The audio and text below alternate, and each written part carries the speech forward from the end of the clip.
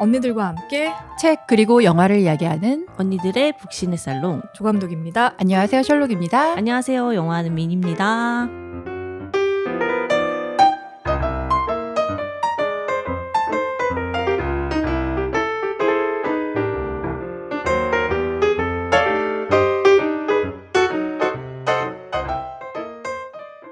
저희가 지금 사경을 헤매고 있어요. 지금 다들 어제 거의 밤샜죠? 그렇죠. 예. 우리는 왜 이렇게 힘들게 사는 것일까요? 그리고 녹음 끝나자마자 바로 다들 또 일하러 가야 되는 상황인데 어찌어찌 이렇게 짬을 내서 모였어요. 그렇죠. 어떻게든 사실 책은 읽어야 될 것 같고. 그럼요. 와, 근데 진짜 두 분에게 제가 일단 먼저 박수를 좀 보내드리고 싶습니다. 진짜 이 책임감, 이 책임감, 이 철저한 책임감, 이거 어떻게 할 거야? 왜냐하면 이게 사실 그런 게 있어요. 그러니까 요즘에는 다들 다 바쁘시잖아요. 현대인들은. 근데 짬을 안 내면 뭘 못해요. 그건 맞아. 맞아요. 그래서 이런 강제성이 있는 게 참 좋은 것 같아요. 저도 만약에 이 녹음이 아니었으면은 아마 지금쯤 뻗어서 자고 있거나 아무것도 못하고 있을 것 같기는 해요. 또 책이 웬 말이에요. 책이 뭐야? 영화가 뭐야? 살고 싶다. 지금 밥 먹는 시간도 아까워 죽겠어. 그 시간에 뭔가 하나라도 더 할 수 있는데. 저도 요즘에 진짜 밥 먹는 시간이 너무 아까워가지고 그 시간에 뭐라도 할 수 있는데 그래서 제가 원래는 밥 먹는 거는 진짜 꼭 지켰거든요. 근데 이제 편의점에서 막 연세 우유 그 크림빵 알죠? 그거 사다 먹고 막 핫바 먹고 이러니까 지금 막 몸이 확실히 그러니까 연말에 또 건강검진 받으시겠는데요. 저 올해 건강검진 대상이거든요. 대상자거든요. 또 걱정이야 지금. 안 돼요. 저는 요새 밥을 혼자 먹어본 적이 없어요. 항상 이제 일을 하다가 중간에 같이 사람들하고 얘기해서 일 얘기를 계속 하면서 먹으니까 밥을 코로 먹는 건지 입으로 먹는 건지 그러니까. 이거 힘들어. 그래서 거의 그냥 일의 연장의 연장 그런 느낌이에요. 밥은 밥대로 먹어야죠. 전 밥을 너무 많이 먹어서 또 살이 웬만하면 촬영할 땐 살이 빠지는데 이게 촬영을 막 15시간씩 하면 거의 세 끼를 다 같이 먹게 되거든요. 그럼 계속 밖에서 맞아요. 끼니를 사 먹게 되니까 그것도 너무 맛있어. 아 근데 왜 이렇게 입맛이 돌아? 근데 밥심이 진짜 중요해요. 근데 또 그 와중에 또 어딜 여행 가시는 또 티켓팅을 하셨더라고요. 아 그죠. 정말 대단합니다. 쉴 건 챙겨야지. 그런 거 하나 끊어놓으면 약간 활력이 된달까 그 생각하면서 그래서 미국 가는 걸 또 대만 이후에 끊어버렸어요. 대단합니다. 아니 안 그래도 마지막 촬영 일정이 싱가포르에 되실 수 있다고 그래갖고 맞아요. 저도 7월달에 싱가포르 일정이 있거든요. 맞아요. 정말 이 기간이 맞기를. 제발. 싱가포르에 갈 수도 있고 안 갈 수도 있다고 하는데 지금 좀 촬영할 때 많이 아껴가지고 가보려고 하고 있는 중입니다. 많이 아끼셔야 될 것 같아요. 물가가 가뜩이나 비싼 나라. 그러니까요. 거의 단편 영화 수준으로 갈 것 같긴 한데 가게 돼도 되게 축소해가지고 만약에 우리 드라마 드라마 제작비로 못 가게 되면 저 혼자라도 가서 오 좋죠. 인서트라도 찍어오려고. 인서트. 그런 거 있잖아요. 외경은 싱가포르인데 내부는 누가 봐도 한국이다. 이런. 거기 저 또 한 컷 출연하나요? 그럼요. 그래서 지나가는 행인으로. 싱가포르에 우리랑 일정이 맞으면 랑님이 또 오셔서 와, 또 특별 출연해 주셔야죠. 너무 좋네요. 와, 제가 제2의 부럽다. 라미란을 만들어드리겠다고 했으니. 또 혹시 몰라서 액션 준비하고 있거든요. 저는 7월 말까지 빼박이라서 네, 한국을 떠날 수 없는 스케줄이어가지고 그럼 8월엔 가능한가요? 예, 아직 8월에 잡혀있는 프로젝트는 없어요. 그래서 일단 7월까지는 어찌어찌 달려야 되는 스케줄이라 언니들과 함께하지 못하겠지만 마음으로 함께하고 있겠고요. 저희가 사실 굉장히 무리해서 지금 녹음을 하고 있는데 아닙니다. 아니에요. 박해가 1순위입니다. 그럼요. 이렇게 녹음을 하는 이유 중에 하나가 우리 방송을 애청해 주시는 또 청취자분들이 계시기 때문 아니겠습니까? 그렇죠. 먼저 저희에게 후원을 해주고 계시는 세 분께 감사의 박수를 드려야 될 것 같은데 훈케이 씨님이 또 저희에게 너무 감사해요. 후원을 해주셨어요. 저희 카카오뱅크 계좌로 입금을 해주셨고요. 아니 진짜 이 정도면 한번 우리 식사라도 그러니까 같이 식사라도 해야 되는 거 아닌가 싶은데 그리고 뭐 정기 후원 해주고 계시는 돌비유님도 정말 다시 한번 감사드리고요. 그리고 저희 유튜브의 새로운 구독자 분께서 후원을 해주셨어요. 어떤 분이시죠? 유튜브도 후원이 되나요? 유튜브에 제가 계좌번호를 아. 오픈해놨거든요. 그래서 그걸 보시고서는 입금을 해주셨어요. 몰래 댓글로 제가 또 제 거 다 알아놔야겠네요. 아, 박상엽 청취자님 감사드립니다. 너무 감사합니다. 감사합니다. 와 이렇게 저희한테 정말 가뭄에 단비 같은 후원을 내려주시는 많은 후원자분들 많진 않지만 아니 후원도 후원이지만 모든 정말 후원자분들. 애청해 주신다는 게 너무 일단 네. 마음이 감사하고. 고맙죠. 네 그래서 저희에게 후원해주시는 후원자분들께 먼저 감사 인사드리고요. 그리고 팟빵에 올라와 있는 댓글 소개를 드리도록 할게요. 저희가 지지난주가 아니죠. 지난달에 몇 주? 5월 지난달에 달? 한강 작가님의 소년이 온다로 녹음을 했었는데 소년이 온다에 대한 댓글을 좀 많은 분들이 달아주셨어요. 또로로롤님 한강 작가님 소설은 정말 쉽지 않은 것 같습니다. 채식주의자도 그랬지만 소년이 온다도 책을 덮고 계속 뭔지 모를 충격과 찝찝함이 한동안 남았는데 어떤 형태이든 진실을 마주하는 건 마음이 무거운 일인 것 같습니다. 큰 용기 내서 소개해 주셔서 감사합니다. 정말 큰 용기 냈어요. 진짜 이거는 정말 큰 용기였어요. 랑님이 큰 용기를 냈어. 사실 이 정도인 줄 모르고 폈어요. 다 다음으로는 역시 소년이 온다를 들어주신 우리의 자랑 돌비윤님께서 수많은 희생이 있었고 그 희생으로 좀 더 나은 오늘의 민주사회가 이루어진 것 같습니다. 그 사실을 뭉개고 희석하려는 사람들이 아직도 버젓이 표현을 하는 현실이 안타깝고 진실이 왜곡되지 않았음 합니다. 맞습니다. 아, 네, 맞습니다. 여기 공감 버튼을 7분이나 눌러주셨는데 그러니까요. 비공감 버튼 혹시 미니님 잘못 누른 거 아니에요 이거? 우리 잘못 누른 것 근데 같아요. 제가 오리구리님 거 제가 한 개 잘못 눌렀어요. 그래서 지금 근데 이게 네. 취소가 안 돼요. 네, 취소가 안 돼요. 비공감 버튼이 어. 눌러져 있는 게 왠지 공감 버튼 누르려다가 맞아요. 옆에 삐끗한 실수하신 거야. 분들이 좀 몇 분 계신 것 같아. 근데 이거 팟빵에 건의해야 될 것 같아요. 취소를 취소를 못하면 해달라고. 사람의 어. 마음은 바뀔 수도 있고 이렇게 삐끗할 수도 그러니까 있는데 좋아요는 취소하지 못하게 하고 그 비공감만 네, 취소할 수 있게 그러니까요. 해달라고 제가 그리고 정기 후원도 취소 못하게 하라고 아 그래 얘기해 좋아요. 주세요. 제가 건의할게요. 와, 저희 또 오랜만에 소환되네요. 연말 특집으로 저희가 작년에 했던 살롱 처방전. 아. 진짜 이때 헛소리 대잔치하지 않았습니까? 진짜였어. 우리 정말, 초반 거부터 듣고 계신가 보다. 옛날 거를. 근데 이분 저희가 처음 뵙는 거 아니, 보니까 아마 전에도 중간에 오셨었어요. 아, 그래요? 네. 몇 번. 우리잉우링님이 달아주셨는데 너무 재밌어요. 생소한 추천작들도 꽤 많아서 찾아봐야겠습니다. 너무 그때 감사하고요. 진짜 저희 막 아무 말 대잔치 했었거든요. 하지만 나름 의미가 있었다고요? 그리고 이제 와서 밝히지만 저희 사실 사전에 공유도 안 했고 그냥 그 자리에 즉흥적으로 지어낸 거였는데 지원하기도 했고 저희 한 10분 정도 또 할 예정이었는데 말하다 보니까 끊이지가 않더라고요. 10분 넘지 않았어요. 너무 재밌었어요. 철롱님이 다 애드립으로 그 그러니까. 작품들을 추천해주신 거라는 거를 지금에서야 말씀드립니다. 궁금하신 분들 다시 들어주세요. 들어보세요. 네. 다음은 요아소비님. 일본 가수 이름이네요. 자. 저주토끼 듣고 남겨주셨는데요. 너무 재미있어요. 자주 오겠습니다. 아 그때 지임이 지임의 되네요. 텐션이 장난 아니거든요. 음. 언니들 혹시 아직 안 들어보셨으면 꼭 들어보세요. 그리고 슈퍼맘쿠님께서 저주토끼 보시고 남겨주셨네요. 저도 너무 재미있게 읽은 책인데 이렇게 다양한 해석이 가능한지 몰랐습니다. 듣다 보니 너무 재밌네요. 책이 흥미로웠지만 북커상 후보에 오를 만한 매력까지는 못 느꼈는데 그 매력을 오늘 알겠네요. 책 다시 한번 읽어봐야겠습니다. 감사합니다. 근데 확실히 저도 다시 들어보니까 저희가 살롱에서는 그러니까 인원이 많다 보니까 깊게는 못 들어갔는데 분석을 너무 사실 많이 할 수 있어서 재밌었어요. 맞아요. 저는 듣기만 해도 이런 내용의 책이 있나? 그러니까 이게 저주토끼의 매력이 오히려 혼자 읽을 때보다 모여서 같이 맞아요. 얘기할 때가 훨씬 더 의미가 깊어진다? 라는 게 이 책의 매력이 아닐까 싶어요. 맞아요. 그리고 또 제주토끼. 제주토끼요? 제주도 가고 싶어?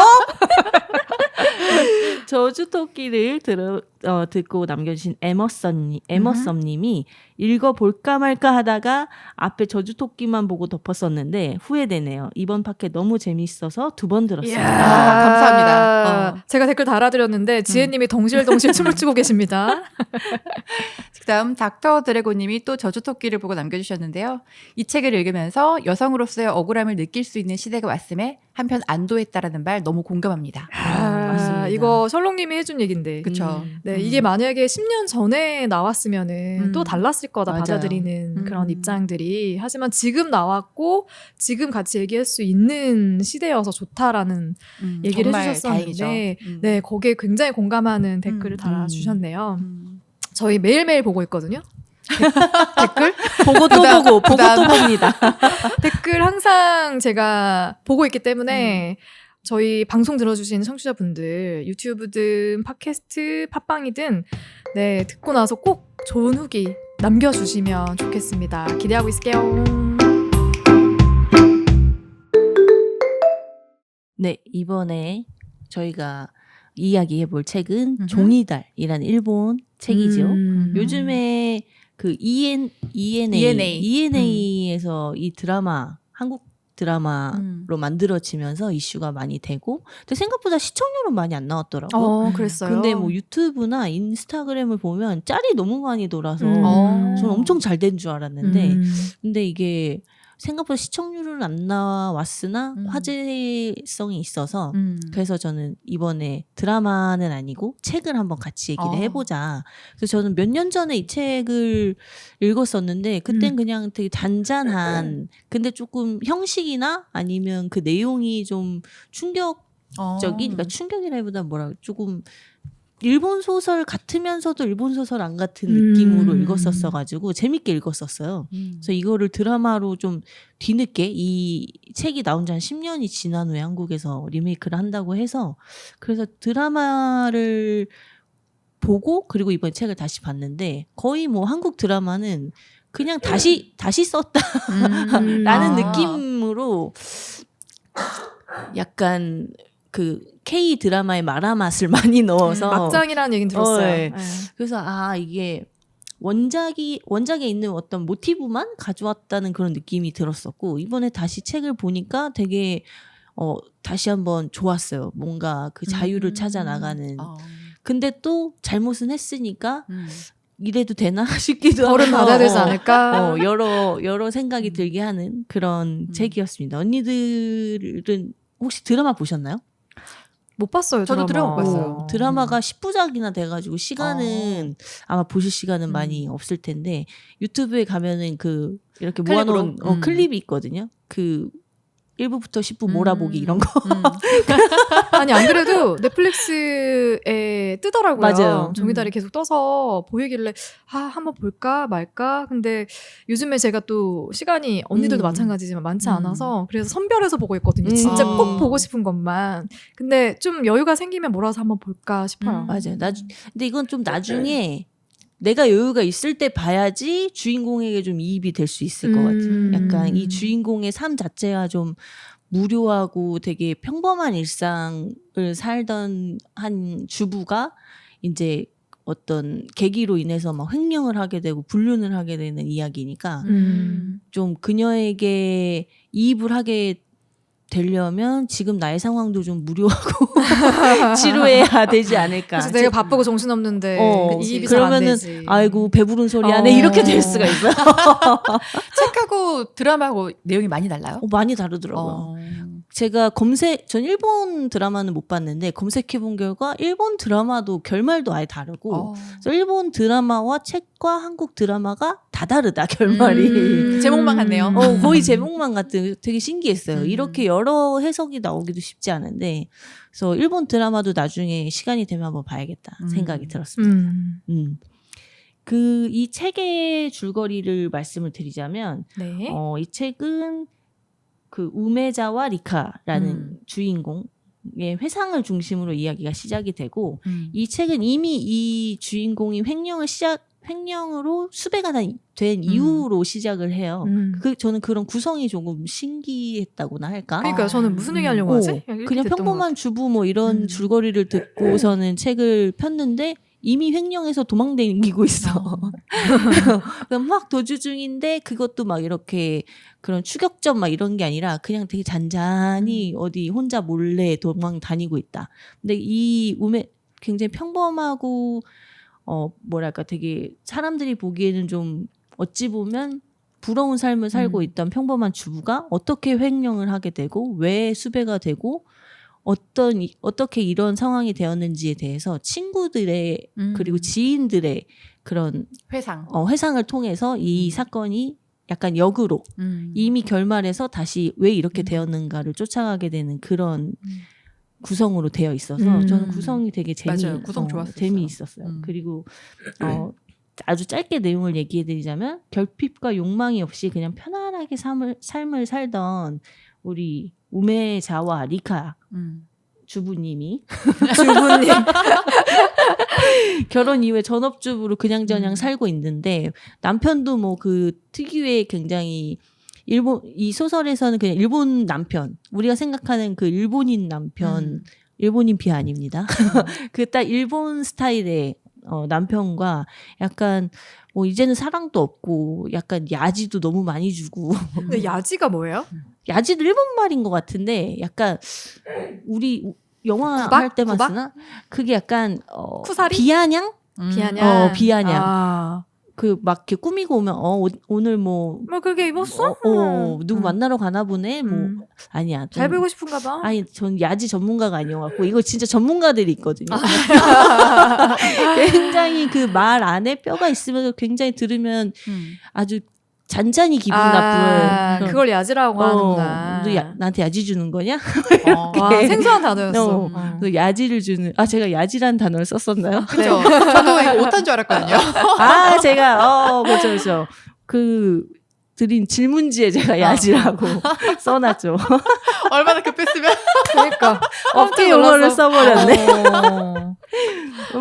그런 좀 어찌 보면 겉으로 보기엔 행복한 하지만 그 내면은 조금 썩어 있는 불행한 결혼 생활을 하고 있던 주인공이 우연하게 이제 은행 직원으로 이제 취직을 하게 되면서 VIP 고객들의 돈을 담당하게 되고 아주 작은 계기로 인해 그 돈에 손을 대게 되는데 그 일이 걷잡을 수 없이 커지게 되는 그로 인해서 횡령죄로 이제 수배까지 되고 또 그 와중에 야무지게 사랑도 하고 불륜도 하고 사실 그 불륜 때문에 횡령을 한 거죠. 그렇죠. 그 시작은 약간 화장품을 사는데 돈이 아주 조금 모자라 뭐 한 5만 원 정도. 근데 이제 그 VIP 고객한테 수금한 현금이 내 손에 있으니까 잠깐 요 5만 원 썼다가 내가 다시 채워놓으면 되지. 이렇게 시작은 아주 소소했던 거예요. 그래서 다시 채워놨어. 근데 다음에 또 비슷한 일이 일어나니까 그 다음에 10만 원, 그 다음에 20만 원, 그 다음에 그 불륜을 하는 남자에게 점점점 더 많은 돈을 고객의 돈을 쓰게 되는 그런 상황에 몰리게 되면서 이제 자신이 어떤 의미 없는 삶을 산다고 생각했던 주인공이 돈으로 인해 자기 어떤 가치를 찾아간다고 착각하게 되는 거죠.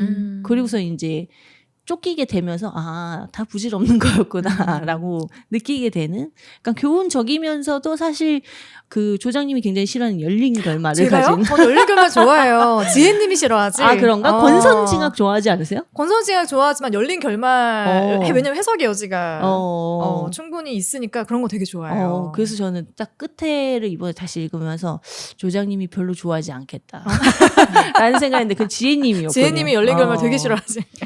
그래서 이 책은 사실 저는 드라마와 책이 뭐가 다를까 되게 궁금해가지고 드라마를 봤었는데 드라마도 처음부터 끝까지 막 이렇게 정주행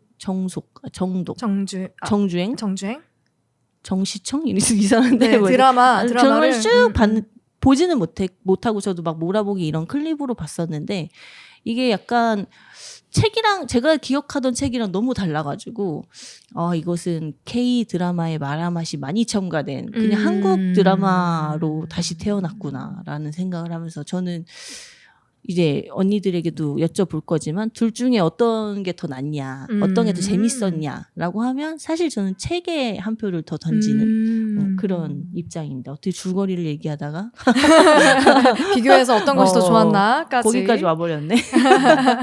한 여자의 어떤 질풍노도의 시기 그 시기를 그려낸 그런 책이라고 소개할 수 있겠네요. 그러니까 제가 드라마를 못 봐서 아쉽게 드라마랑 비교는 못하겠지만 저는 이게 출간되던 당시에 봤거든요. 그러니까 거의 10년 가까이 됐죠. 근데 그 감정을 비교할 수 있을 것 같아. 그러니까 10년 전에 봤을 때의 감정과 지금의 감정이 달라졌어요. 그쵸. 그때는 이 책이 저한테 너무 쇼킹했어요. 왜냐면 아니 어떻게 멀쩡한 사람이 이럴 수 있지? 그런 생각 있잖아요. 아니 뭐 어떻게 이렇게까지 횡령을 하고 그리고 물론 어떤 권태나 어떤 남편과의 관계에서의 위기 같은 걸 느껴가지고 다른 곳에서 어떤 감정들 해소해 가는 과정들은 이해는 되나 이게 이렇게까지 누가 봐도 평범했던 사람이 이렇게까지 갈 수 있다고? 약간 이런 거에 대한 쇼킹함이 있었어요. 게다가 그 나이 차이 많이 나는 어린 남자와의 바람, 불륜 이런 것도 이렇게까지? 이런 느낌. 보통 한 번쯤은 의심하지 않나? 의심하면서도 내가 관계를 끊어낼 만한 어떤 노력들을 하지 않나? 근데 이렇게 무르르듯이 그냥 쭉 빠지고 마지막에도 뭐 응징을 하지 않고 돌아선다고? 뭐지? 이 감정은 뭐지? 약간 그랬는데 지금은 이럴 수 있다. 그럴 수 있다. 이럴 수도 있지. 저럴 수도 있지. 약간 이런 이해를 하게 되는 것 같아요. 그리고 이 소설에 되게 다양한 인물들이 나오잖아요. 네. 이 리카를 바라보는 주변 사람들의 시선을 보여주면서 그 사람들이 처한 상황들도 이렇게 묘사를 하잖아요. 하나하나 다 이해가 되는 거예요. 맞아요. 그러니까 제가 그때와 지금의 달라진 감정을 설명하자면 지금은 너무너무 여기에 등장한 인물들이 다 이해가 된다? 맞아요. 납득이 된다? 그럴 수도 있겠다? 이런 생각의 변화? 전환이 좀 생겼다라는 거? 그런 부분의 차이가 있었던 것 같아요.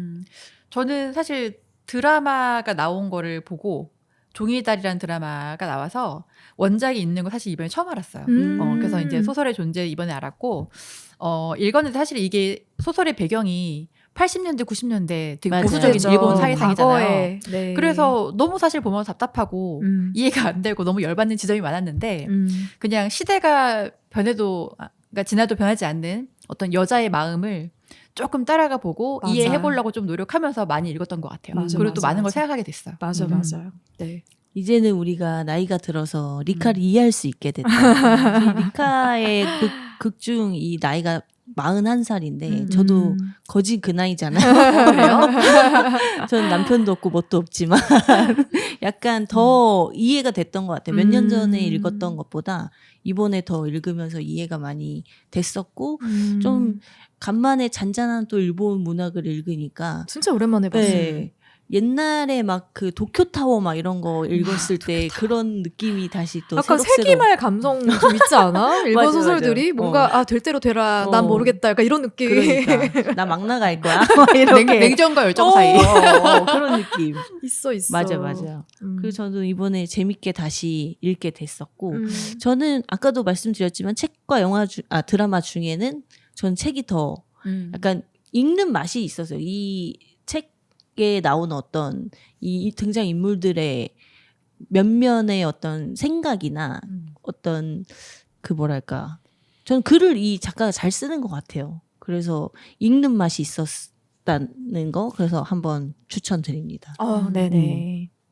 그리고 이제 언니들에게 또 물어보고 싶은 거는 인상 깊은 인물과 내용이 있었나. 이 책에는 사실 굉장히 많은 화자들이 나와요. 이 맞아요. 주인공인 리카의 어떤 입장만 나오는 게 아니라 이 리카 맞죠? 리타가 아니라 리카를 회상하는 많은 인물들이 나오죠. 일본 맞아요. 이 작품은 항상 이 이름이 너무 힘이 들어요. 비슷해. 그리고 느낌이 리카, 리타, 무슨 스키 막 이렇게 계속 똑같아가지고. 근데 이 리타의 어떤 과거 그리고 어렸을 적 이야기 이런 것들을 리카가 아닌 리카의 친구들이 그녀를 회상하면서 이렇게 알려주는데 주인공인 리카 이외에도 친구인 유코, 뭐 가즈키, 그리고 뭐 주조 아키, 뭐 이런 친구들이 사실 이 소설의 초반 1장을 열면서 이 리카라는 사람이 어떤 사람인가, 왜 내가 알던 리카는 횡령을 할 사람이 아닌데 어떻게 그녀는 이런 상황이 되었을까?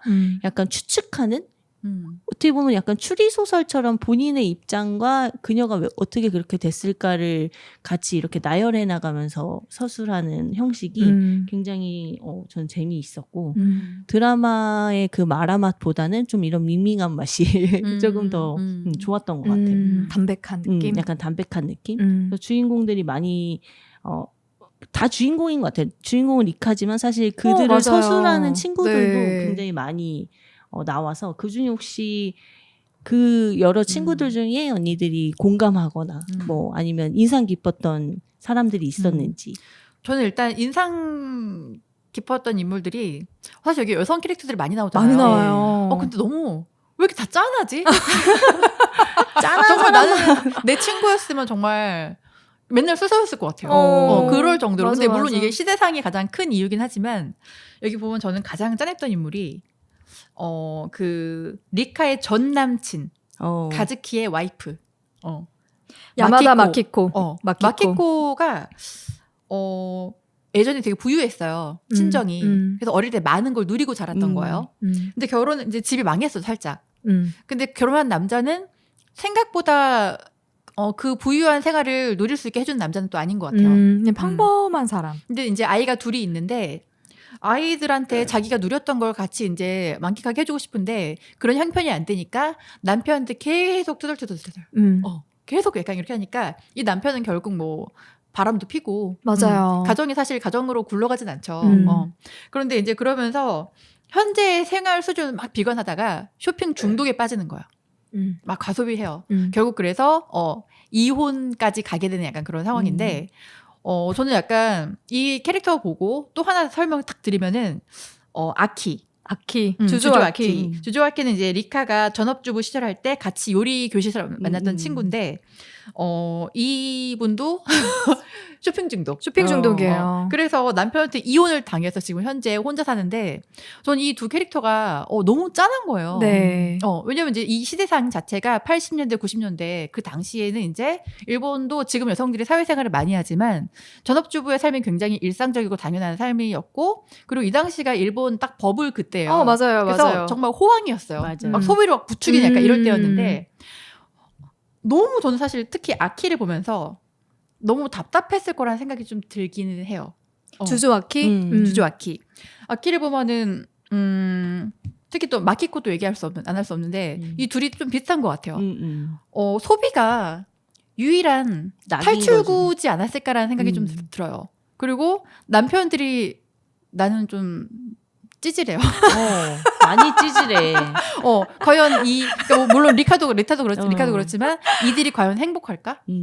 그리고 정말 모든 거를 남편한테 의존해야 되고, 정말 저는 약간 이게 주종 관계 같은 느낌을 많이 받았거든요. 이 맞아요. 모든 그 관계에서. 그래서 결국은 이거를 자기 어떤 억눌렸던 거를 해소하기 위해서 쇼핑을 계속하는데 너무 이제 안타까웠던 거는 이혼을 당한 아키는 딸이 하나 있어요. 근데 친권도 사울이라는 친권도 빼앗기게 되죠. 나중에 이 딸에게 다가가는 방식이 계속 소비를 하는 거야. 딸한테 맞는 좋은 걸 옷을 사주고 사주는 좋은 거 거지. 사주고 그랬더니 나중에 딸도 나를 뭔가 필요할 때 부르는 존재밖에 되지 그러니까 약간 않는 거야. 물주로 보는 거지. 물주. 그러니까 이런 관계도 너무 약간 안타까웠고 근데 결국은 이거는 사실 시대가 만들어낸 맞아요. 비극이 아니었을까 맞아요. 생각도 많이 들고 네. 좀 마키코도 사실 굉장히 불쌍했던 게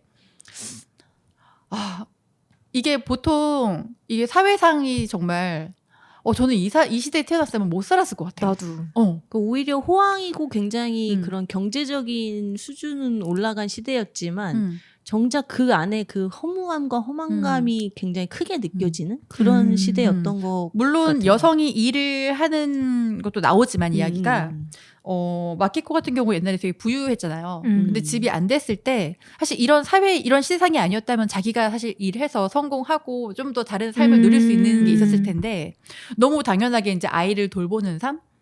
과연 이 여자가 쇼핑 중독돼서 사치를 가소비를 하고 이혼을 당하는 게 그냥 이 여자 나쁘다라고 비난만 할 수 있는 일일까?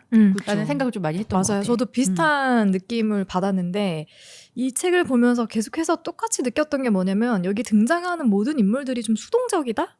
라는 여성들이. 그러니까 리카도 그렇고 마키코라는 인물도 그랬고 아키도 저는 좀 비슷한 느낌 받았던 게 여튼 결혼이라는 게 남편의 성을 따라서 남편에게 종속이 되어서 남편이 주는 카드로 남편이 주는 생활비로 남편의 집에서 생활을 해야 되는 거예요. 그러니까 내가 없어지는 거야. 내가 없어지는 그런 과정들이 있는데 아까 마키코에 대해서 설명해 주셨지만 어떤 의사결정을 내릴 때 초반에 특히나 연애할 때도 마찬가지로 결혼하고 나서 집을 구하거나 이사할 때도 자기의 주장을 강하게 펼치질 않는 거야. 그러니까 남편들은 그냥 좋은가 보다, 만족하나 보다, 이게 맞다고 생각하나 보다라고 그냥 쉽게 단정을 지어버리니까 그 다음부터 이들이 일탈을 하기 시작할 때 이해를 전혀 못하는 거예요. 근데 이게 저는 이게 일본에 어느 정도의 사회상이 있다라고 보거든요. 저희보다 더 보수적인 게 일본이라고 맞아. 알고 있어요, 저는. 그래서 특히나 결혼을 했을 때 남자와 여자의 관계가 확실하게 이 수직적인 구조이고 여성들은 정말 딱 그 주부로서 남편을 모시고 살아야 되는 그런 관계로 딱 형성이 되는 걸로 알고 있거든요. 근데 특히나 이 시대는 더 그랬을 거 아니에요, 지금보다 더. 그 너무 화가 났던 거는 마키코가 물론 이제 나중에는 본인 돈 쓴 거였지만 엄마가 사줬다고 하고서 쇼핑을 막 해갖고 들고 오는데 이거저거를 남편이 속으로 저는 생각하는 게 너무 화가 나는 거야. 저거 어떤 돈으로 샀을까? 무슨 돈으로 샀을까? 내 돈으로 산 걸까? 그러니까 그게 너무 화가 나는 거야. 그래서 그것도 되게 맞아. 좀 화가 나는 포인트이긴 하죠. 그러니까 전반적으로 뭐냐면 대화가 없어. 남편도 내 아내가 평소와 다른 모습이다? 좀 평소와 다른 행동을 한다 그러면 왜 그러는지 물어볼 수 있잖아요. 근데 물어보질 않고 아내들도 얘기하지 않아.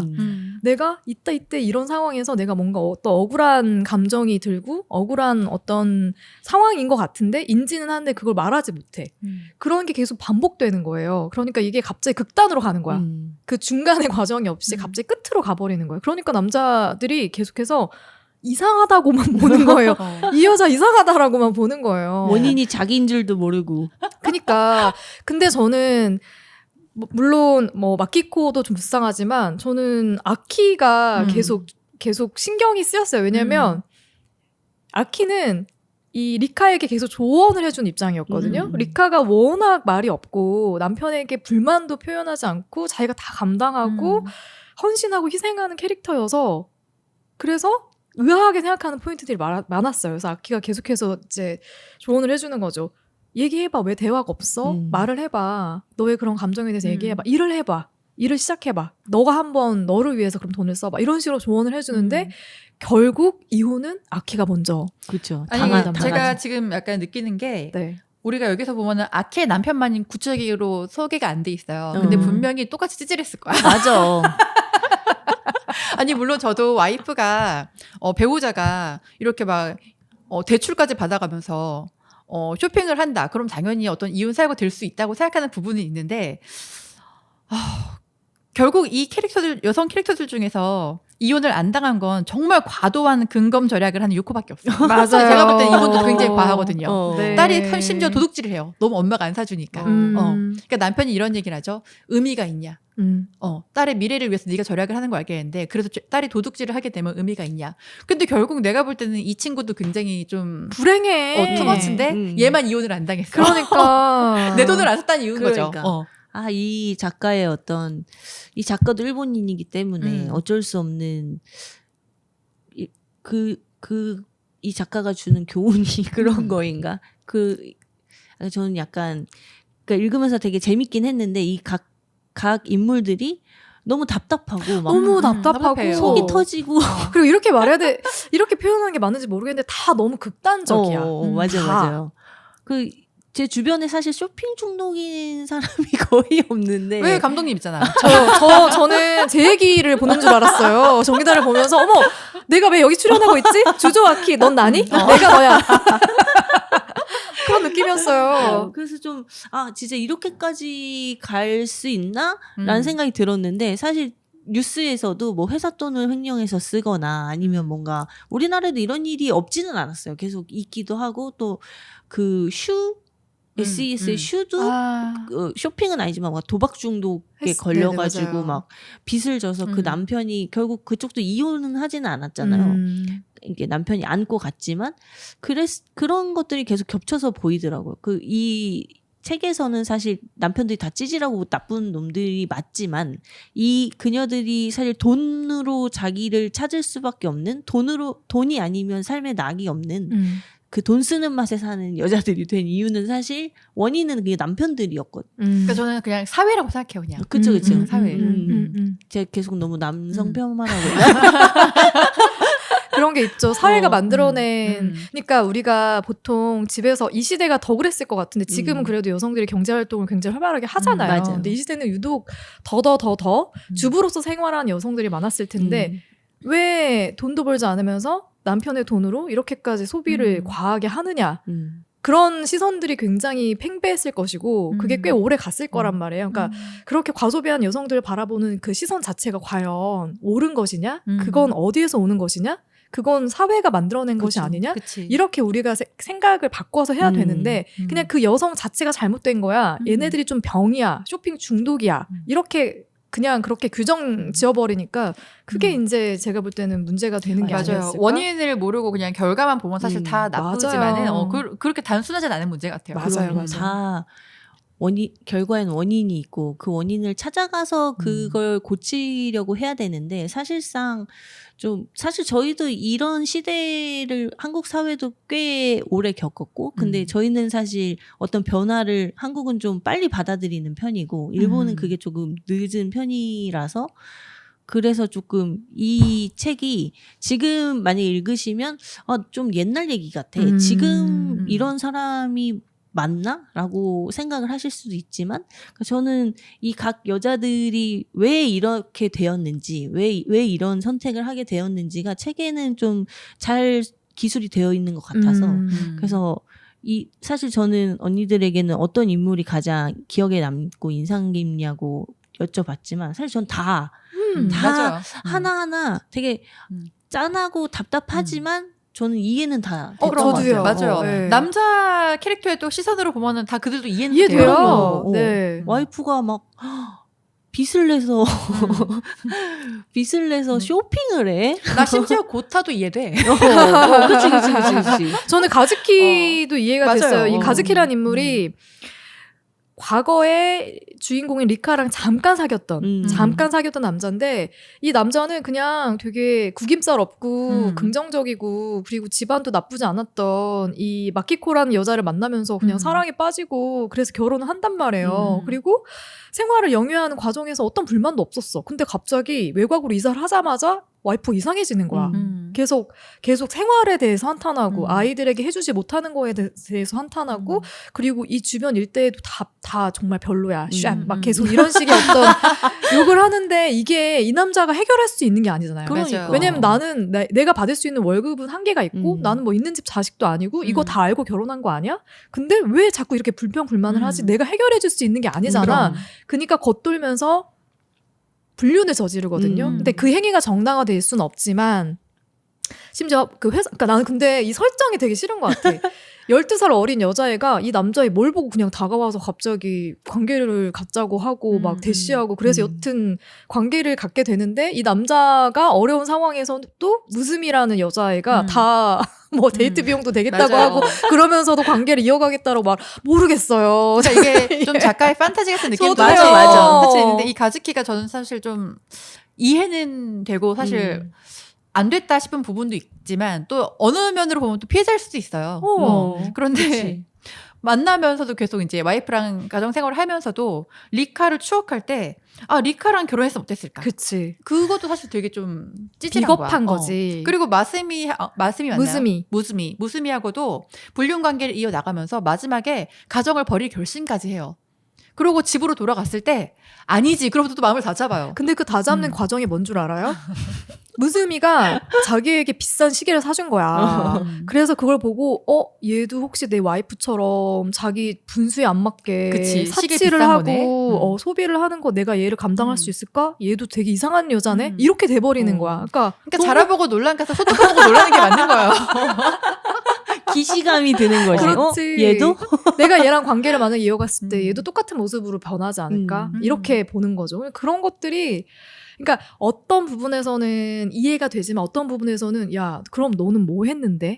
그들에게 뭘 해줬는데? 대화라도 해보려고 시도했어? 어떻게 바꿔볼까라고 대화는 해봤어? 노력은 해봤어? 이제 이렇게 되는 거죠. 맞아. 그랬던 것 같아요. 네. 이게 되게 인상 깊은 인물들이 많으면서도 그리고 공감이 되면서도 또 한편으론 전 짠하다는 그 표현이 제일 맞는 것 같아요. 모두가 왜 그랬는지도 알겠고 하지만 그러지 않았으면 더 좋았을 것. 근데 이게 이제 현실에 대입해 보면 저도 이제 지나고 나서 전 후회를 잘 안 하는 편이긴 한데도 그 와중에도 그 말은 하지 말 걸. 그건 사지 말 걸 그랬나.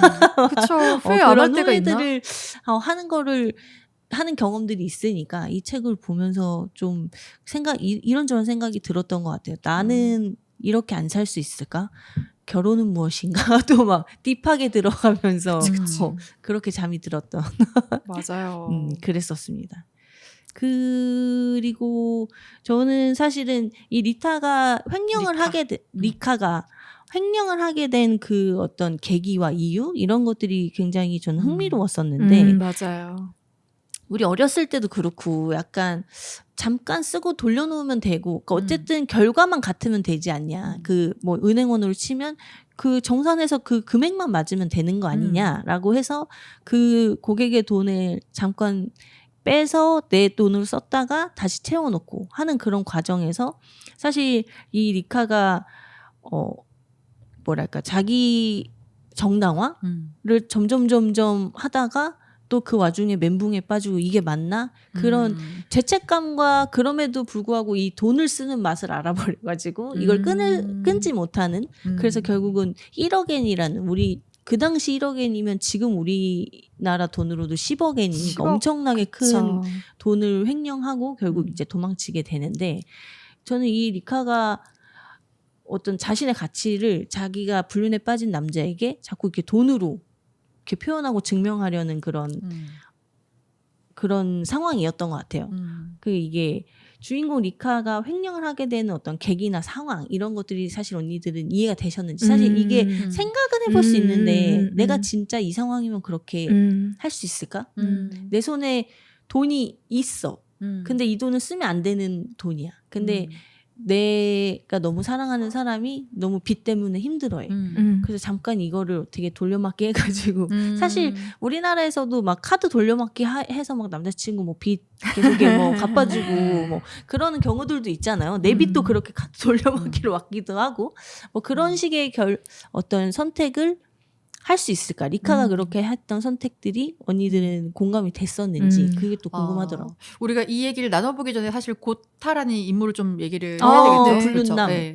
고타라는 캐릭터는 이 리카의 VIP 손님 중에 한 명인 고조. 네. 맞나요, 이름이? 맞아요. 70대 노인입니다. 그쵸. 할아버지. 근데 우리나라에서 그런 게 있나요? 저는 약간 이게 되게 신박했거든. 집으로 가서 예금을 받아온다. 과거에 있었어요. 이게 우리나라에도? 저는 과거에. 일본이라 그런 설정이 가능한가? 예전에는 집집마다 은행원들이 와가지고 막 이렇게 사인 받아가고 예전에는 그랬었는데 그 시대 딱 그 시대였던 거. 지금은 안 하지만. 그래서 리카가 항상 이 고조의 집에 가서 예금을 받아서 현금으로 받아서 증서를 써주고 있는데 이 고조가 리카한테 좀 관심이 있어요. 자꾸 추근덕거려. 할아버지가. 같이 밥 먹자 그러고 그치, 데이트하자 목걸이 다 그러고. 주고. 약간 이렇게 추표를 던지는데 그 고조의 손자가 고타예요. 근데 고타가 어느 날 이제 리카가 이 집을 방문했더니 이 집에서 이제 마주하게 되는 거죠. 그랬더니 고조가 내 손자라고. 처음 만남이 그렇게 있는데 20대 초반이죠. 대학생이고 영화 감독이 되고 싶어요. 영화를 만들고 있어요. 근데 이제 리카한테 연락처를 달라고 해서 할아버지를 굉장히 증오하는데 만약에 리카가 없었으면은 나는 죽였을지도 모른다 이런 식으로 하면서 내가 갈 때 불러도 되겠냐 이런 식으로 처음에 접근을 하는 거죠. 그래서 이제 필요할 때 연락을 해도 될까 해갖고 리타도 그렇게 하라고 이렇게 만남이 시작이 되는 거예요. 그런데 이제 만남을 이어가다 보니까 갑자기 고타가 내 영화에 출연해달라. 정말 미님이 나한테 하는 것처럼 내 뮤즈가 되어달라. 정말 소설 속 판타지다. 이 영화하는 놈들의 흔한 근데 작업법입니다. 저는 리카가 빠지는 건 사실 이해가 돼요. 리카는 지금 40대잖아요. 맞아요. 근데 20대 초반에 그러니까. 어리고 풋풋한. 잘생긴 남자애가 그렇지. 나는 리카 씨가 좋아요. 얼마나 설레이는 말이야. 그러니까요. 다른 미사여구가 안 붙어. 나는 그냥 리카가 좋다고. 너 있는 그대로가 좋다 이런 어. 느낌인 거잖아요. 둘이 제가 알기로는 여기서 12살 차이가 12살 나는 차이? 예, 설정이 돼 있었고 이렇게 서로 관계가 시작됐던 이렇게 처음 만났던 거는 30대 제가 알기로는 초중반 리카가 그리고 이 남학생 고타가 이제 20대 초중반 이때였던 걸로 알고 있어요. 근데 리카가 이제 만남을 이어가다 보니까 뭐 잠자리도 하게 되고 그리고 고타한테 빚이 있다라는 걸 알게 돼요. 그래서 이제 예금에 살짝 손을 대서 이거 먼저 갚아라라고 했는데 알고 보니 그것만이 아니었던 거지. 그치. 근데 나중에 또 다른 예금에 손을 대서 그럼 이것부터 해결해라. 처음에 생각은 나중에 뭐 우리의 생활 형편이 이러니까 나중에 정 못 갚으면 내가 갚을 수 있겠지라는 생각으로 처음에 시작을 했던 것 가볍게. 같아요. 근데 그 정도 액수였는데 만나다 보니까 이제 리카도 외롭고 이해하고 즐길 수 있는 많은 것들이 생기면서 더 점점 통이 커지기 시작하는 맞아요. 거예요. 그리고 고타도 나중에는 원해요. 대놓고 얘기하죠. 그쵸? 뭐가 나 필요해요? 영화제에 가야 되는데 대줄 수 있냐. 그 나중에는 처음에는 되게 부담스러워했는데 너무 나중에는 익숙해지는 거야. 익숙해져갖고 돈 낼 때면 밖에 나와 있어. 그렇지. 그런 그리고 식인 거야. 집도 구해주고. 그렇지. 나중에 저는 그러니까 고타 그런 말을 해요. 리카가 내가 돈이 없어도 날 만날 거냐. 왜냐면 리카가 되게 돈 많은 부담을 주지 않기 위해서 돈 많은 집에 그러니까 와이프인 척했거든요. 맞아요. 남편이 돈을 많이 버는 척. 그래서 돈을 펑펑 쓴 거야. 내가 빌려준 돈에 부담을 갖지 않도록. 근데 이제 고타가 그런 말을 해요. 난 당신한테 아무것도 달라고 한 적이 없다고. 원한 적이 없다고. 맞아. 난 사실 부담스러울 때도 있었고 당신이 그냥 나한테 준 거라고. 그래서 나랑 똑같다고 이렇게 얘기를 하는데 고타도 제가 볼 때 굉장히 변한 느낌이고 변했지. 마지막에 리카가 여자친구가 있는 걸 알게 됐을 때 고타한테 얘기를 했더니 그만하고 싶다고. 이 여기서 집에서 나가고 나가고 싶다고. 싶어요. 뭐 이런 얘기를 하죠. 네. 그래서 이제 보면서 고타는 그냥 그 나이대 남자의 그냥 일반적인 맞아요. 질풍노도를 그치, 겪고 있는. 그리고 나 같아도 내가 되게 좀 호감을 갖고 있는 누나가 밥 사주고 차 사주고 집 사주고 하면은 안 만나진 않을 거잖아. 또. 그치. 그리고 자기도 이제 이 리타로 인해서 새로운 경험을 많이 하게 되고 자기 꿈속에 있는 것 같다. 뭐 그런 얘기도 하고 그런 캐릭터인데 저는 사실 이제 리카를 보면서 이런 남편이랑 살면은 굉장히 이렇게 대화도 안 통하고 무심한 남편이랑 이렇게 살고 있는 와이프라면 이 외로움에 미쳐서 그럴 수 있지 않을까? 횡령을 얘기하는 횡령도 거죠. 그렇고 불륜도 그렇고 과연 그럴 수 있지 않을까? 그러니까 저 상황이 되려면 나라면 그럴 수 있을까라고 물어보면 사실 저는 아니라고 말하겠지만 아무도 모르는 거거든요. 저렇게 외로운 상황이 되면은 그리고 저는 만약에 리타 같은 상황이면은 인생이 너무 재미없을 것 같아요. 그치. 무료하고. 그러니까 저 남편이랑 평생을 살아야 된다고. 그리고 이제 뭐 아이도 일단 없고 리카는 남편도 꿈이 없어요. 우리 이렇게 해서 해외여행도 같이 가고 이런 얘기를 하는데 해외여행? 통이 너무 큰데? 너무 큰데? 이해가 좀 안 가는 거예요. 그래서 사실 리카를 보면은 그래 바늘도둑이 소도둑된다라는 말이 생각나긴 하지만 맞아요. 사실 처음에 무서운 거지 그 다음은 사실은 되게 쉽잖아요. 그래서 굉장히 저는 이해는 된 것 같아요. 그러니까 저는 이제 언니들에게 드린 질문지가 하나는 횡령이고 맞아요. 하나는 불륜에 대한 얘기. 이 두 가지가 같이. 이제 정당화될 수 있느냐. 사실 리카의 어떤 지금 현재 상황은 그 이제 책에서 이렇게 딥하게 우리는 볼 수가 있잖아요. 겉보기에는 사실 남들이 보기에는 크게 문제 없는 굉장히 그냥 행복한 가정주부로 그렇게 보여지겠지만 사실 그 안은 굉장히 썩어 있고 그 남편과의 관계도 너무나 무료하고 이건 남만도 못한 친구만도 못한 그런 사람이랑 아이도 없이 아이가 중요한 건 아니지만 사실 이 둘을 이어주는 부부를 이어주는 어떤 매개체이기도 하잖아요. 그래서 더더욱 아이를 갖고 싶어 하는데 남편은 또 그것도 그냥 밍숭밍숭하고 뭐 뭘 원하는지 모르겠어요. 남편이. 저는 이 남편이랑 못 살 것 같아요. 저는 진짜 이게 결혼이라면 그냥 혼자 살고 싶다. 이렇게 뭐하러 살지? 이렇게 일도 무언가 정서적인 교감도 없이. 그렇죠. 그리고 심지어 섹슬리스로 살잖아요. 지금. 그냥 하우스메이트야, 뭐 룸메이트고. 직장 동료의 느낌이 났어요. 그 마사후미라는 남편에 대한 얘기를 좀 먼저 간단하게 좀 하고 이야기를 더 들어가면 좋을 것 같은데 이 리카에게는 결혼한 남편이 있고 그 마사후미라는 남편인데 이 남편과 리카의 관계를 좀 설명을 드리자면 이 마사후미는 이 두 사람 사이의 관계 속에서 본인이 주도권을 줘야 되는 거예요. 주도권을 갖고 관계를 맺어나가야 되는 거예요. 그래서 리카가 조금이라도 주도권을 가져가는 것 같으면 거기에 대한 굉장히 박탈감? 같은 걸 느끼고 자격지심을 느끼고 그러면서 공격적으로 나오는 거예요. 맞아요. 가부장의 끝판왕. 가부장의 끝판왕. 평소에는 뭐 술을 많이 마시는 것도 아니고 뭐 문제를 일으키는 것도 아니고 굉장히 성실한 남편. 크게 뭐 나쁠 게 하나 없는 그런 남편이지만 깊이 본질적으로 들어가면 첫 번째 대화가 전혀 없고 두 번째 리카를 전혀 궁금해하지 않고 리카가 하고 있는 이 주부로서의 생활을 전혀 존중해주지 않고 그냥 너는 나의 하나의 부속품. 내가 만들어간 이 가정에서 그냥 너는 하나의 퍼즐 조각. 약간 이런 식으로 바라보는 시선이 있는 거예요. 그래서 리카가 처음으로 우리 관계가 잘못된 게 아닐까라고 느끼는 순간 중에 하나가 초반에 리카가 밥을 사게 되는 순간이 있거든요. 아르바이트를 시작하면서 그러니까 내가 남편의 이름으로만 남편의 신용카드로만 남편의 돈으로만 생활을 할 수 있다라는 거에 한계를 느끼고 아르바이트라도 해볼까? 이제 이런 생각으로 아르바이트를 해서 받은 첫 월급으로 맛있는 식사를 대접하려고 하는데 보통은 와 진짜 너무 맛있다 너무 좋다 이런 데 데려와줘서 고마워라고 하잖아요. 남자는 뜨뜻미지근한 거야. 띠꺼운 거야. 그러니까 아내가 나에게 뭔가를 베푼다라는 감정을 갖고 싶지 않은 거예요. 그 자존심이 그게 상하는 싫은 거야. 거지. 그래서 그 밥을 살라 그럴 때 느낌이 꼴에 약간 이런 약간 느낌. 이런 느낌. 그러면 여기서 끝날 수 있잖아. 근데 그 다음에 더 좋은 집으로 데려가서 자기가 막 사주면서 이게 훨씬 맛있지? 이게 진짜 훨씬 좋지? 못났다. 그러니까 그거를 끊임없이 증명하려고 하니까 증명하려고 하는. 피곤한 거야. 없어 너무 보이는 거야. 그렇지. 그래서 심지어는 나중에 리카가 정직원이 되고 급여가 올랐을 때도 정직원이 됐단 말도 안 하고 그냥 좀 근무 시간이 길어지게 됐어. 그리고 급여도 얼마나 올랐어 물어봤더니 그냥 안 말해줘요. 그냥 조금 더 얼마나 되겠어. 그러니까 일부러 그걸 지켜주는 거야. 리카도 왠지 아니까. 자존심을 지켜주는 거죠. 그러니까 저는 고타와의 관계도 그런 맥락에서 봤던 것 같아요. 내가 항상 남편에게 이렇게 종속되어서 남편을 주도적으로 내가 주체적으로 이렇게 끌어갈 수 없는 관계가 되는 것은 결국에는 돈.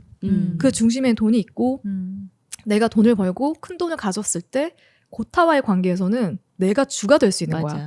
고타가 종이 되고. 그래서 거기에서 점점 그 양심이 점점 사라져가는. 네. 그러니까 내가 처음에는 그냥 몇만 엔으로 시작했던 게 몇십만 엔, 몇백만 엔 이렇게 가면 갈수록 그러니까 이게 보통은 그러잖아요. 처음이 어렵지. 두 번, 세 번은 맞아요. 점점 무뎌지잖아요. 그러니까 고타에게도 처음에 고타가 몇만 엔 받았을 때 되게 고마워하고 그랬던 것이 꼭 갚을게요. 몇십만 엔, 몇백만 엔이 되면서 이게 금액이 커지지 않으면 얘를 내 것으로 내가 그냥 쉽게 그냥 언제든지 부르고 찾고 할 때에 대상으로 만날 수 없다라는 어느 정도의 위기감이 있지 않았을까? 그래서 점점 금액이 커지고 그런 관계가 서로 암묵적으로는 형성이 돼 있는 거죠. 내가 주, 너는 종. 그렇죠. 나는 너에게 이렇게 해주니까. 근데 나중에는 고타가 얘기하는 게 나는 그런 걸 바란 적이 없지 않냐. 이게 사실 남편과의 관계에서 리카의 관계에서도 사실은 보여지는 것들이거든요. 이게 서로 반대로 뒤집어서 봤을 때에 보여지는 그런 단면들을 굉장히 비교해서 잘 보여주고 있는 게 아니었을까 싶어요. 그래서 저는 불륜도 내가 주체적으로 관계를 맺고 싶었기 때문에 더더 이렇게 깊이 빠져들었던 게 아닐까라고 생각해요. 그래서 저는 횡령과 불륜을 나눠서 보자면 횡령은 저는 간이 작아서 못할 것 같고 근데 리카도 반이 작아요. 10억밖에 안 했어. 아니 그렇게 해서 도망갈 거면 태국으로 도망갈 거면 100억 했어야 된다? 몇 편을 했어야지 무슨 몇백억이야. 한탕 하고 갔어야 오스템 직원처럼 되는데. 했어야지. 뭐. 근데 약간 모르겠어요. 지금 뭐 불륜도 뭐 얼마 전까지는 그 무슨 법이죠? 그 간통법 뭐 그런 게 있어서 불법이긴 했지만 저에게는 약간 그런 법적인 거 그런 제재를 받느냐 안 받느냐의 뭐 문제인지는 모르겠으나 저는 그 고타와의 관계는 그냥 서로 원하는 걸 주고 원하는 걸 받은 그런 관계이기 때문에 다만 이게 이제 남편이 있는 유부녀의 신분으로 했기 때문에 문제가 되지만 이게 사람의 감정이라는 게 그렇게 뭐 이렇게 어떤 내가 선택한다고 딱 그렇게 맺고 끊어지는 게 아니니까. 그래서 저는 불륜은 솔직히 좀 이해가 되긴 돼요. 그렇게 하면 안 되겠지만 만약에 나라도 이렇게 뭐 하나 진짜 인생에 낙이 없는 상황에서는 빠져들 수도 있겠다. 그리고 고타와의 관계도 사실은 고타가 되게 나쁜 놈이죠. 나쁜 놈이 맞는데 하지만 그를 그렇게 만든 건 리카가 맞기도 해요. 리카조차도 점점 더 크고 더 좋은 걸 줘야 얘가 내 곁에 남을 거야 라고 말한 거고 고타도 사실 자기 원하지 않았지만 점점점 큰 걸 주니까 그것에 익숙해지고 너무 익숙해진 거지. 이게 나중에 당연시되고 당연시되는 이게 거고. 사실 저는 연인 관계에서도 되게 흔한 일인 것 그럼요. 같거든요. 그래서 저는 이 리카가 불륜에 빠진 어떤 이유와 그 과정은 충분히 이해가 되고 나라도 어떤 이런 유혹엔 빠질 수 있겠다. 하지만 횡령은 간이자가 못하겠다. 저는 둘 다 이해되긴 해요. 왜냐면 정말 사람은 너무 외롭고 심지어 이 남자도 그러니까 리카의 시선으로 보면은 장점은 또 있더라고요. 되게 무던하고 반찬 투정 안 하고 그런 장점이 있을 수 있지만 너무 이런 무료한 생활이 이렇게 10년 이상 아이도 생기지 않고 그 삶의 방향도 같이 없어. 가해갈 방향이. 그러니까 너무 재미도 없고. 그리고 사실 사랑받고 싶은 게 사람의 본능인데 맞아요. 그게 충족이 안 되면은 저는 사람은 반 미친다고 생각하거든요. 그럼 사실 횡령도 불륜도 저는 다 이유는 있다고 생각하고 사실 불륜이 우리가 도의적으로는 안 되라고 얘기하지만 이게 사실 불륜을 자기 삶의 자극으로 이용하는 사람들이 사실 나쁜 거지. 아니 정말 외로워서 저지르는 사람을 사실 감히 내가 어떻게 판단할 수 있을까? 맞아요. 이런 생각이 드는 거야. 근데 물론 이 사람 하면 안 되는 거지만 이해는 된다 이거야. 그러니까 그때 그녀의 어떤 감정 왜 그랬는지 이런 것들은 충분히 이해가 되고 이거는 나도 좀 위험하다. 나도 이렇게 언제든 될 수 있을 것 같다. 그런 생각이 들더라고요. 이게 결혼이라는 게 해보진 않았지만 굉장히 이게 힘든 것 맞아요. 같아요. 또 그리고 고타가 아니었더라도 누구든 누구라도, 맞아요. 방향이 그게 누군가 쇼핑 중독으로 이렇게 돌려지는 거고 도박이 될 수도 있고 술이 될 수도 있고 그렇죠. 맞아요. 맞아요. 조심해야겠어요. 저도. 중도의 삶이 힘들어. 맞아. 그리고 또 하나 이 책을 읽으면서 그리고 이제 다음 주에 같이 얘기해볼 그 영화를 보면서 제가 들었던 생각은 돈은 과연 행복의 척도인 것인가. 돈이 있고 없고에 따라 행복도의 어떤 크기가 달라지는 것인가. 그런 생각을 많이 하게 됐거든요. 근데 언니들은 어떻게 생각을 하시는지. 사실 이 리카는 돈이 있을 때와 없을 때의 본인의 만족도가 굉장히 그치, 삶의 차이가 엄청 달랐거든요. 크죠. 사실 저는 돈이 중요하고 필요하지만 머스트는 아닌 것 같아요. 왜냐면 저희가 길게 살진 않았지만 살면서 가장 사실 행복할 때는 전기세 너무 많이 나왔어. 물가 왜 이렇게 비싸라고 걱정할 수 있을 때가 저는 되게 제일 행복하더라고요. 삶을 내가 내 힘으로 만들어갈 수 있을 때가 가장 행복하기 때문에 누가 나한테 지금 100억을 준다 해도 사실 쓸 데도 없고 어떻게 쓸 줄도 몰라 우리. 그러니까 그리고 그게 내 힘으로 번 게 아니면 또 재미는 없을 것 같아요. 맞아요. 우리가 누누이 얘기하지만 돈을 버는 이유가 있잖아 우리가. 그러니까 다들 빨리 은퇴하고 싶은 거야. 그러니까 돈을 버는 게 너무 좋고 즐겁고라기보다는 내가 진짜 하고 싶은 거 하면서 그냥 즐기면서 인생을 살고 싶은데 그러려면 일정 부분의 어떤 내 재산이 있어야 되고 그걸로 내가 몇 살까지 살지 모르니까 노후를 대비해야 되니까 좀 지금 이렇게 힘이 있을 때 막 이렇게 버둥거리면서 일을 하는 거잖아요. 그러니까 다들 같은 마음이지 않을까 싶어요. 다들 같은 얘기를 하는 게 나는 그냥 되게 좋은 사람들이랑 좋은 거 먹고 편하게 살고 싶어. 근데 그러려면은 내가 몇 살까지 살지 모르니까 열심히 지금 일을 해야 돼. 나는 진짜 35에 은퇴하고 싶어. 40에 은퇴하고 싶어. 뭐 45에 은퇴하고 싶어. 다 그런 얘기 하잖아. 은퇴를 위해서 돈을 버는 건데. 그러니까 돈 이꼴 행복의 척도라고 한다면 결국 그냥 내가 앞으로 어떻게 될지 모르기 때문에 어떤 보험이 대비? 필요한 개념인 그치. 거지. 그리고 저는 그런 생각이 들어요. 나중에 사실 돈이 없을까 봐 걱정되진 않거든요. 돈이 막 많아서 그러는 게 아니라 근데 일이 없을까 봐 걱정되긴 해요. 왜냐면 너무 재미없는 삶을 살게 될까 봐.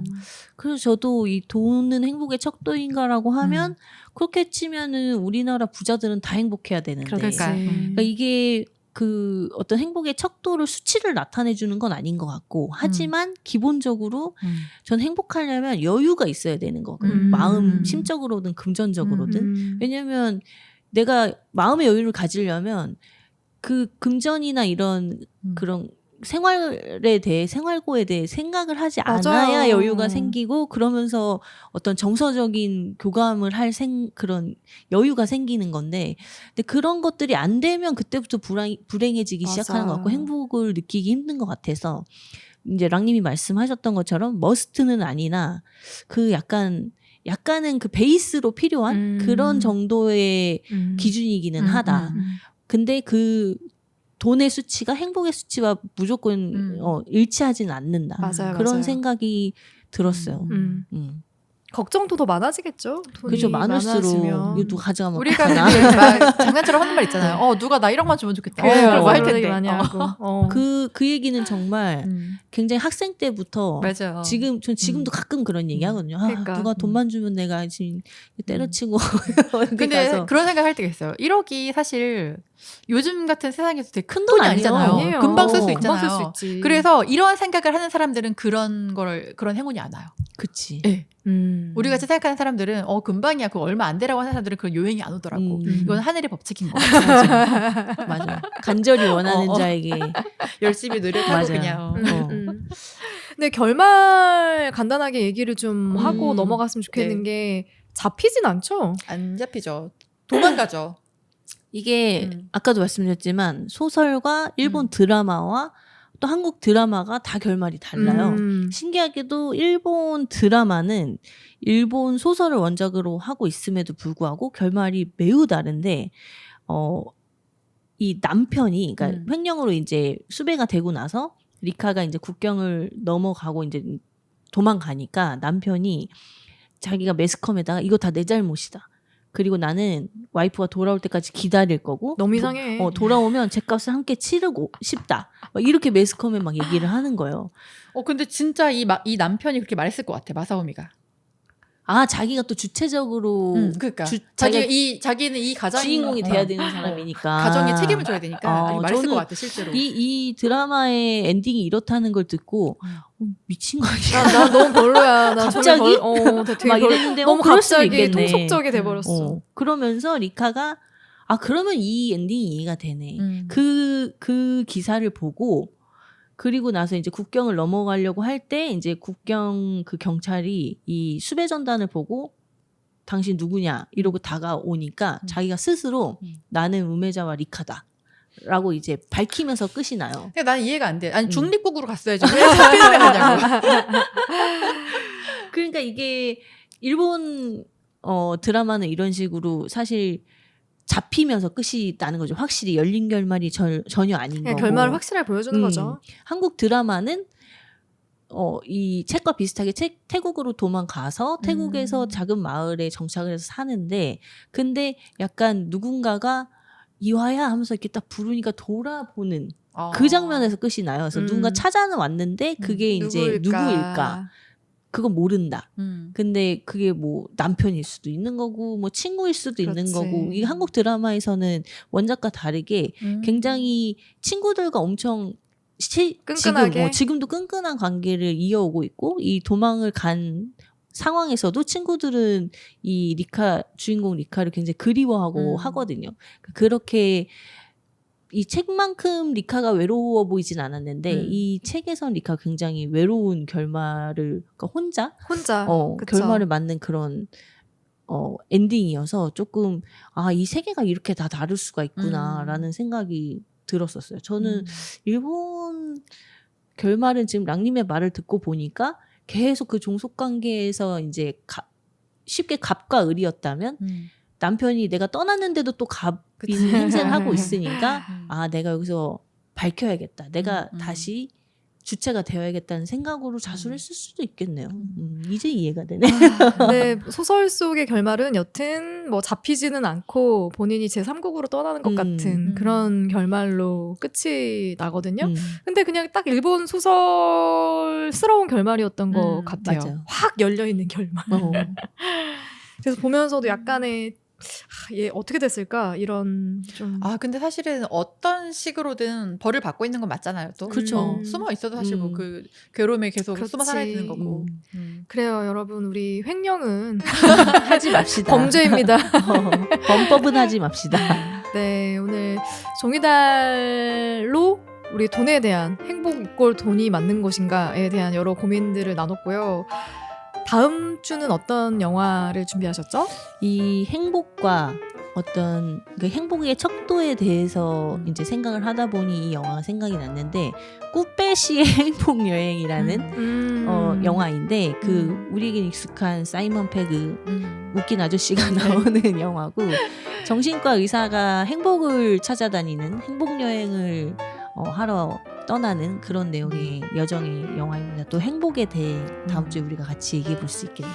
왠지 그 성별이 바뀐 미니님의 이야기를 담은 영화가 아닐까라는 낯설지 않았어요. 생각이 드는 영화였고요.